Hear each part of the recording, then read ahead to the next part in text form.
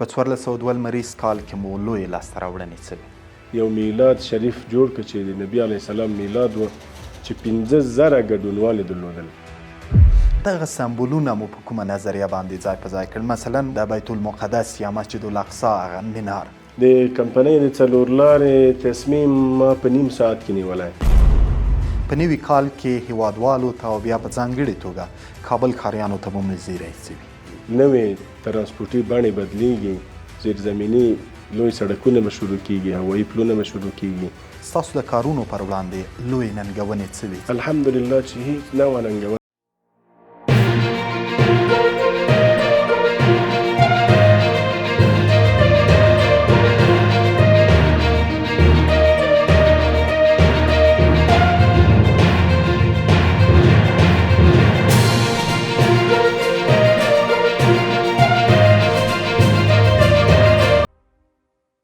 د کابل ښار له ښکلا رانیولې بیا د ښار د پاک ساتلو په اړه د عامه پوهاوي د پروګرامونو ترسره کولو او په دې برخه کې د خلکو خوښي دا چې د کابل ښاروالۍ له لوري دغه چارې په څه ډول ترسره شوې، اصلي موخه یې څه وه؟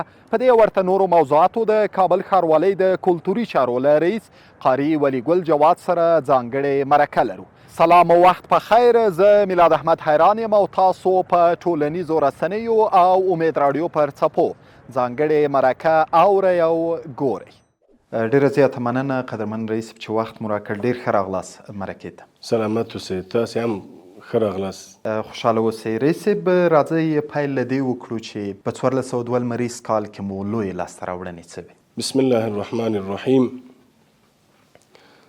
په مجموع کې که د کابل ښاروالۍ لاسته راوړنې تشریح کړو نو ممکن ډېر وخت به ونیسي، او دا الحمدلله چې ټولو هیوادوالو ته، نه یوازې د کابل ښاریانو ته، د کابل ښاروالۍ فعالیتونه، کړنې او خدمات دا ثابت شوي دي انشاءالله، او دا لړۍ دوام لري. زه مطمئن یم چې په افغانستان کې به بهترینه او په لومړي قدم کې ولاړه اداره د کابل ښاروالۍ وي چې خپل مسؤلیتونه 100% ترسره کړي دي، او دا لړۍ 100% دوام لري انشاءالله. رئیس صاحب په مشخصه توګه که د کلتوري چارو برخې ته راشو، په دغه برخه کې ستاسو لوی لاسته راوړنې څه وي؟ همدغه هدف ته راتلمه. نو د کابل ښاروالۍ د لویو زیربنا پروژو د تطبیق ترڅنګ کابل ښاروالۍ د کلتوري چارو ریاست وسو کولی چې په تیر کال کې د ښاري ښکلا ډېرې مهمې پروژې د کابل په مهمو نقطو کې تطبیق کړي. په داسې نقطو کې ښاري ښکلا رامنځته شوې ده چې مخکې د زورواکو لخوا غصب شوې وه، او هلته قسمه قسم مسؤلیتونه خلکو ته ورسپارل شوي وو. د منطقې ښکلا له منځه تللې وه، بلکې په د غلا او د نورو زشتو اعمالو په مرکز باندې بدله شوې وه. لکه یوه نمونه یې زه د سرای شمالي لویه څلور لارې چې تقریبا 900 مربع متره مځکه وه، هغه د زورواکو لخوا غصب شوې وه. اصلا چا فکر نه کوو چې دلته به د ښکلا یا د سمسورتیا، زرغونتیا لپاره یوه سیمه موجوده وي. خو الحمدلله چې موږ وتوانېدلو هغه ساحه د غاصبینو څخه خلاصه کړو. هغه دستفروشان یا کرچیوانانو چې په منطقه کې رقم اعمال ترسره کول، د هغه څخه یې خلاصه کړو، او داسې یو ښکلا رامنځته کړو چې د شمال ولایتونو نه هیوادوال کابل ته کله راښکته کیږي، لومړی به سترګې په هغه ښکلا لګیږي او دغه نه به خوند اخلي. ترڅنګ یې د هغه منطقې خلکو ته د ناستې لپاره هم یوه ښه زمینه مساعده شوې ده چې هلته خلک کیني او خوند ځینې واخلي. دا نه یوازې د سرای شمالي په څلور لارې کې، بلکې د کابل ښار مختلفو واټونو کې، مختلفو څلور لارو کې تاسې خپله شاهدان یاستئ چې ښکلاوې رامنځته شوي دي، او دا ښکلاوې به دوام لري انشاءالله. په راتلونکي کې د کابل ښار هره برخه چې ښکلاو ته اړتیا ولري د موږ د نوي کال برنامه کې شاملې دي. انشاءالله العزیز د کال تر پایه دغه ښکلاوې به 100% تطبیقیږي او د کابل ښار بڼه به بدلیږي انشاءالله. ډېره زیاته مننه رئیس صاحب. د کابل ښار دننه خلک او ټول ښاریان په دې باندې اعتراف کوي چې دغه څلور لارې چې وړاندې له دې ډېره زیاته ساحه ځان ته رانیولې وه خو هغه ښکلا برخه یې ډېره کمزورې وه، یوازې د یو چوک په شکل باندې دا راتاو شوې وه.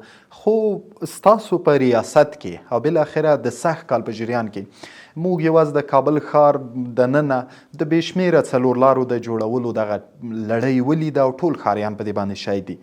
دغه نظریه او دغه فکر له کومه را پیدا شو چې بالاخره دومره لویې څلور لارې لکه موږ تاسو مثال ورکولی شو د مزنګ څلور لارې همدلته نږدې په شهرینو کې یا نوي ښار کې د انصاري، حاجي یعقوب، ملالۍ واټ او ورته نورې چې که څومره زیاته یادې کړو کمه به نه وي. دغه څلور لارو ته څه ډول دا د نظریه پیدا شو چې بالاخره له دې زیات فاصلې رالنډ او د ښاري ښکلا او ښاري سمبول یو ښایسته ځای ځینې جوړ شي؟ دغه نظریه له کومه را پیدا شو؟ اصلا خو درک د مسؤلیت نه و په تېرو وختونو کې ملي منافعو ته یا د هیواد په کچه یا د کابل ښار په کچه مسؤلینو توجه خپلو مسؤلیتونو ته نه کوله. په دې کې هیڅ شک نشته چې ښکلا د موږ او تاسې د کلتور او فرهنګ یوه برخه ده.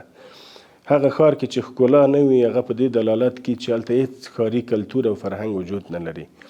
د موږ د ریاست اړوند کارونه لکه څنګه چې موږ د امارات د مشرانو لخوا دلته وګمارل سولو په دې دنده باندې موږ خپل مکلفیتونه تشخیص کړل، د هغه نه وروسته مو اقدام وکړ. په دې کې هیڅ شک نشته چې د موږ د راتګ نه مخکې د کابل په ښار کې هیڅ نوه ښکلا نه وه رامنځته سوې. د وزیر اکبر خان څلور لارې یوه ژوندی مثال یوه نمونه باید وړاندې کړو چې یوه ډیپلوماتیکه ساحه چې اکثره سیاسون پکې ژوند کوي یا د بهرنیو هیوادونو استازي هلته پکې ژوند کوي، یا څلور لارې په داسې یو وضعیت کې وه چې سړی به په لیدلو باندې شرمېده، احساس د خجالت به یې کوو. خو الحمدلله چې اوس تاسې په هغه مسیر باندې ولاړ سئ هلته د خجالت په ځای سړی افتخار کوي، نو یوه ښه ښکلا رامنځته سوې ده. په دې کې هیڅ شک نشته چې موږ په دې کې ډېرې سعیه کړې، ډېرې هڅې مو کړي تر څو د کابل ښار په ښکلا کې یو لوی مثبت تغییر رامنځته سي. البته بسنه به پرې نه کوو، اوس هم کار روان ده، د موږ د نوي کال طرحې هم جوړې سوي دي. انشاءالله العزیز تاسې به په نږدې وختونو کې د افغانستان د یو تاریخي آثارو شاهدان اوسئ چې په کابل کې به یو تاریخي منار جوړیږي په یو مهمو څلور لارو کې. لکه یو مثال یې درته وایم، د بهرامشاه منار چې په سوخته کې جوړ پل سرخ کې درېیمه کارته کې پل سرخ کې موږ د بهرامشاه منار د غزني یو تاریخي منار ده چې دغه یو سمبول او نمونه مو دلته جوړه کړه چې زه مطمئن یم چې د وخت په تېرېدو سره به دا په خپله په یو تاریخي ابده باندې بدلیږي. نو د تاسې د سوال په جواب کې باید ووایم چې احساس د مسؤلیت ډېر مهم ده. هر مسؤول هر ورور که احساس د مسؤلیت وکړي د خپل د دندې تر شا، زه مطمئن یم چې پلانونه به تطبیقیږي، هغه څه چې یو ښار اړتیا ورته لري هغه اهدافو ته به رسیږي. انشاءالله. ډېره مننه. رئیس صاحب د څلور لارو یادونه مو وکړه، د څلور لارو جوړول یو خواته، خو بیا د ننه په څلور لارو کې دغه د سمبولونو جوړول د کابل ښاریانو او بلکې په ټوله کې د افغانانو له لوري هغه که دننه دي که بهر دي، کله چې دغه ښکلاګانې ګوري دوی په ډېره لوړه کچه باندې ترې هرکلی کوي. دغه سمبولونه مو په کومه نظریه باندې ځای په ځای کړل؟ مثلا موږ د مثال په توګه یادولی شو د کابل کمپنۍ په سیمه کې د بیت المقدس یا مسجد الاقصی هغه مینار، همدا ډول د دانې باغ په څلور لاره کې د نړۍ یوه لویه نقشه او دې ته ورته نور مثالونه. دغه نظریه له کومه شوه؟ دا نظریه د موږ خپله نظریه ده. د کمپنۍ د څلور لارې تصمیم ما په نیم ساعت کې نیولی. د کوټې سنګي نه تر کمپنۍ پورې روانو، فکر مې کوو چې دلته څه تطبیق کړو چې دغه څلور لارې د کثافاتو نه لرې سي او یو تاریخي څلور لارې ونومول سي. په دې کې هېڅ شک نشته چې نه یوازې د موږ او تاسې د هیوادوالو بلکې د بهرنیو هیوادونو د استقبال هم ګرم استقبال ځینې وشو په بهرنیو هیوادونو کې هم، خصوصا په اسلامي نړۍ کې. نو د تاریخي څلور لارو جوړول یا دغه سمبولونو د موږ خپل آیډیا ده. د دانې باغ څلور لارې کې چې کومه د مځکې کوره جوړه سوې ده د ما د شاروال صاحب خپله نظریه وه. شاروال صاحب سره ناست وم، شاروال صاحب راته ویلي چې باید یو د مځکې کوره جوړه کړو، یو مناسب ځای ورته برابر کړو. دغه دانې باغ باندې مشوره وسوه، د شاروال صاحب هدایت و چې باید دلته د مځکې یوه کوره جوړه شي. نو دا خپله د شاروال صاحب آیډیا وه. په دې کې هېڅ شک نشته چې کلتوري ریاست دې ته ژمن ده چې باید د فرهنګي او کلتوري برخې نه په ښکلا کې استفاده وکړي. دغه سمبولونه چې جوړېږي دا د موږ او تاسې د هېواد تاریخي څلې دي. تاریخي څلې موږ کوشش کوو د ښاروال صاحب هدایت هم همدا ده چې د کابل په ښکلا کې تر ډېره حده موږ د تاریخي آثارو نه استفاده وکړو او انشاءالله العزیز چې دې اهدافو ته به رسېږو. ډېره زیات مننه رئیس صاحب. څلور لارې مو جوړې کړي، اسلامي او همدا ډول نور زیات د ښکلا سمبولونه مو ځای پر ځای کړل، کار مو وکړ. په دغه برخه کې له تاسو وروسته چې تاسو خپل دا مسؤلیت وړاندې تاسو ویل چې مسؤلیت درک احساسو مسؤلیت مو درک کړ، خلکو نه مو غوښتنه څه ده؟ بالاخره د مینارونه جوړ شول، څلور لارې جوړې شوې، د ښاروالۍ له لوري په بېلابېلو برخو کې زیات اقدامات او کارونه وشول. خلک باید څه وکړي د دې پر وړاندې؟ د خلکو نه موږ ډېر ګیلمن یو، په دې کې هېڅ شک نشته. تاسو دا اوس هم کولی شئ چې سالنګ واټ ته ولاړ شئ، د دغه ښار ځوانان هغه ښکلا چې په سالنګ واټ کې رامنځته شوې ده، په فواره کې ناستي، په چمن کې ناستي، په د کټارې چې شاوخوا ته تاو شوي په دغو باندې سپاره وي سره. نو ډېر ګیلمن یو د کابل ښاریانو نه، د هېوادوالو نه. د موږ دغه زحمتونه چې موږ یې باسو، د دې په ځای چې دوی د هغه نه ساتنه وکړي، د هغه ساتنه دا په خپله د موږ د کارونو څخه تقدیر ده او خدا نخواسته هغه ته بې توجهي یا د وراني طرف ته بولې یا مزخرف شکل باندې استفاده ځینې، دا د موږ د کارونو تحقیر ده او موږ په دې کې ټکني کوي، د موږ اذهان خرابوي، په دې خاطر چې د دې هېواد یو ځوان د ښکلا د ساتلو په حیثیت پوه نسي، د خپل د ناستې او د انتخاب د ځای په حیثیت باندې پوه نسي چې زه چېرته کښېنم یا چېرته مجلس وکړم یا د کوم ځای نه استفاده وکړم. طبیعي ده چې موږ مایوسه کیږو او د موږ کارونه ټکني کوي. غوښتنه مو ترې څه؟ غوښتنه مو دا ده چې د کابل ښکلاوې وساتئ، سرسبزي ته ښه توجه وکړئ، زرغونتیا څخه ساتنه وکړئ. دا لوی ښار دی د افغانستان او ازدحام هم په دغه ښار کې ډېر زیات ده. که چېرته ولس له موږ سره ونه درېږي، ولس د کابل ښکلا، د کابل زرغونتیا، د کابل تنظیف په نظر کې ونه نیسي، پاکوالی په نظر کې ونه نیسي، طبیعي ده چې موږ ستونزو سره مخ کېږو، مشکلات ایجادېږي. نو هیله مو دا ده چې هر مشر د خپل کورنۍ غړو ته دا توصیه وکړي چې د کابل ښار په ساتنه کې د کابل ښاروالۍ تر څنګ ودرېږي. ډېره زیاته مننه رئیس صاحب. یو بله موضوع تاسو وړاندې اشاره درلوده چې دغه ښکلا او پاکوالی د ایمان او د کلتور یوه برخه ده. وړاندې له دې چې اسلامي امارت دلته واک ته ورسیږي او بیا ځلې واکمني ترلاسه کړي، په کابل ښار کې په خپلسرې توګه د لوحو نصبول او د لوحو ځای پر ځای کول، بیا په ځانګړې توګه د ټولټاکنو هغه که د پارلماني ټاکنې وي که ولسمشریزې ټاکنې به وي، دغه بیروبار او د ښار دغه ناپاکي او دغه بې فرهنګي دا لورایه ښکارېده. ستاسو په راتګ سره ښار یو څه منظم شوی د لوحو په برخه کې، ټاکلي ځایونه ټاکل شوي، ورته مشخص شوي. په دغه برخه کې مو دغه کار په کومه ایډیا او نظریه باندې کړی او وړاندې پلانونه په دې کې څه دي؟ د لوحو یا د اشتهاراتو ځایونه انتخابول یا په لیکدړو کې لیکنې کول دا دوه برخې لري. یو دا چې ښاري ښکلا هم ښکلې کولی شي، هم یې متضرره کولی شي، او بل خپلسرې لیکنې چې دا د هېواد د فرهنګ، کلتور او اسلامي نظام څخه استازیتوب نه کوي، د هغه 100% مخنیوی شوی انشاءالله. په خپل سر باندې لیکنو ته اجازه نه ورکول کیږي. دغه په دیوالونو باندې لیکنې د موږ نوې برنامه روانه ده انشاءالله العزیز چې دا به ټولې بندیږي. یو خو ښاري ښکلا متضرره کوي، بل د هر چا چې هر رقم خوښه وه هسې لیکنې به یې کولې. اشتهارات ټول تر کنټرول لاندې دي. هیڅوک دا حق نه لري په خپل سر باندې اشتهارات وکړي، په خپل سر باندې لیکنې وکړي. او تر څنګ یې چې تاسې مخکې ورته اشاره وکړله، بې نظمي د لوحو یا د لیکدړو په ښار کې طبیعي ده چې دا ښاري ښکلا متضرره کوي او موږ دې ته ژمن یو. هر هغه برخه چې ښاري ښکلا متضرره کوي موږ مخالفت کوو، اجازه نه ورکوو. ډېره زیات مننه رئیس صاحب. راځئ ورو ورو تاسو وړاندې البته اشاره وکړه، د خلکو نه مو ګیله وکړه. تاسو ویل چې موږ چې کوم کارونه کړي دا په ښه توګه دوی نه ساتي، پاملرنه نه ورته کوي. په دغه برخه کې مو د عامه پوهاوي پروګرامونه په کومه کچه دي؟ آیا دغه ګیله او دغه شکوه چې تاسو دلته له موږ سره شریکه کړه او له دوی مو شکایت وکړ، مخامخ هم له دوی سره کله ناستې داسې پروګرامونه هم دوی ته نیولي چې دغه خلک پوه شي چې خپل ښار څه رقم پاک وساتي؟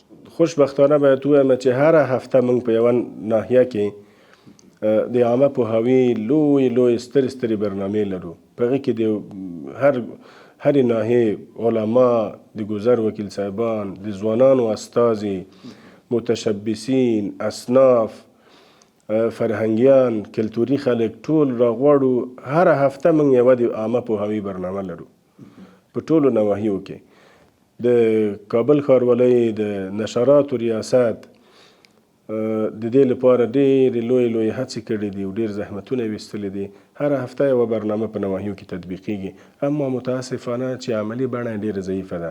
البته د کابل ښاریانو لخوا د کابل ښاروالۍ مسؤلین تر حده زیات کوشش کوي چې خپله برنامه، خپل مسؤلیت درک او د هغه د تطبیق لپاره ګړندي ګامونه پورته کړي. کابل ښاریان نظر په خواته په ښاري فرهنګ کې 50% تغییرات راغلي، په دې کې هیڅ شک نشته، اما 100% نه دي.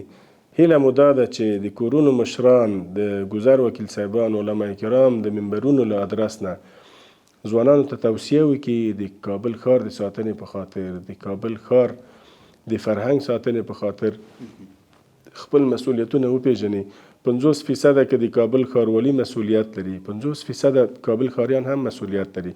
متاسفانه چې دوی احساس د مسؤلیت نه کوي. ډېره زیاته مننه رئیس صاحب. ورو بحث هم پای ته رسوو. دا راته ووایاست هره اداره د خپلو کارونو پر وړاندې د فرصتونو تر څنګ او د هغې سربیره ننګونې هم لري. د دومره لویو لاسته راوړنو او دومره لویو اهدافو د ترلاسي تر څنګه ستاسو د کارونو پر وړاندې لویې ننګونې څه وې؟ څه وې چې هغه خنډونه کوم وو چې تاسو خپلو دغو کارونو ته نه پرېښوداست؟ الحمدلله چې هیڅ نوعه ننګونه وجود نه لري. د امارات ټول مشران د تشویق او شفقت او مهربانۍ ترڅنګ توصیه هم دا کوي چې کارونه هم ګړندي کوي، کارونه ښه په مخ بوځئ. خصوصا د ښاروال صاحب یو طبیعت ده چې شپه ورځ کار وکړي، د یوې میاشتې کار په یوه ورځ کې وکړي، بیا هم درته وایي کار نه کوئ. سم کار وکړئ. دا کار ډېر کار ته ضرورت لري، دا کار ډېر کار ته اړتیا لري. رخصتي مه کوئ. رسمیات د ښاروالي رسمیات وایي 12 ساعته، 10 ساعته، 8 ساعته نه دي، هغه وایي 40 ساعته باید تاسې رسمیات ولرئ. په خپله ښاروال صاحب په داسې حال کې چې مریض هم ده، نو واقعا چې هغه رسمیات نه لري، هغه د موږ نه هم غوښتنه کوي که موږ څومره زحمت باسو وایي تاسې کار نه کوئ. سم کار وکړئ چې دا وطن آباد سي. کابل لوی ښار ده، دا ډېر کار ته اړتیا لري، باید ډېر کار ورته وشي. یوه بله اشاره هم کومه چې موږ په فرهنګي برخه کې هم الحمدلله ډېرې غټې لاسته راوړنې لرو. د افغانستان په تاریخ کې په لومړي ځل باندې کابل ښاروالۍ د کلتوري چارو ریاست یو میلاد شریف جوړ کړ چې د نبي علیه السلام میلاد و، چې 15,000 ګډونوال یې درلودل. په هغې کې 15 ټنه یو کیک جوړ سوی و چې 15,000 کسانو استفاده ځینې وکړه او خوراک یې ځینې وکړه. همداسې مشاعره جوړه سوله چې د ټولو اقوامو شعرا راغلل او په هغې کې اشعار وویل سول د افغانستان په ټولو ژبو باندې. نو د دې تر څنګ په نواحیو کې د ځوانانو لپاره فرهنګي غونډې په ډېرې منظمه ډول او شکل باندې په مخ ویوړل سولې چې فرهنګیانو او ځوانانو پکې ګډون کړی و. په کابل ښار کې به انشاءالله العزیز چې نوې ترانسپورټي بڼې بدلیږي، زیرزمیني لوی سړکونه به شروع کیږي، هوایي پلونه به شروع کیږي، چې دا به د کابل ښار لپاره یو لویه لاسته راوړنه انشاءالله. پلانونو کې مو هم دا شامل دي. ډېره زیاته مننه د کابل ښاروالۍ د کلتوري چارو قدرمن رئیس قاري ولی ګل جواد صاحب چې زموږ بلنه ومنله او بحث کې مو ګډون وکړ. تاسو نه هم مننه. ډېره زیاته مننه. د امید راډیو درنو اوریدونکو او د ټولنیزو رسنیو قدرمنو لیدونکو، د نن ورځې ځانګړې مرکه چې د کابل ښاروالۍ د کلتوري چارو له قدرمن رئیس صاحب سره مو درلوده همدلته پای ته رسیږي. تر بلې راتلونکې خپرونې چې زه میلاد احمد حیرانساز چوپړ ته راځم، په لوی او بښونکي خدای مو سپارم.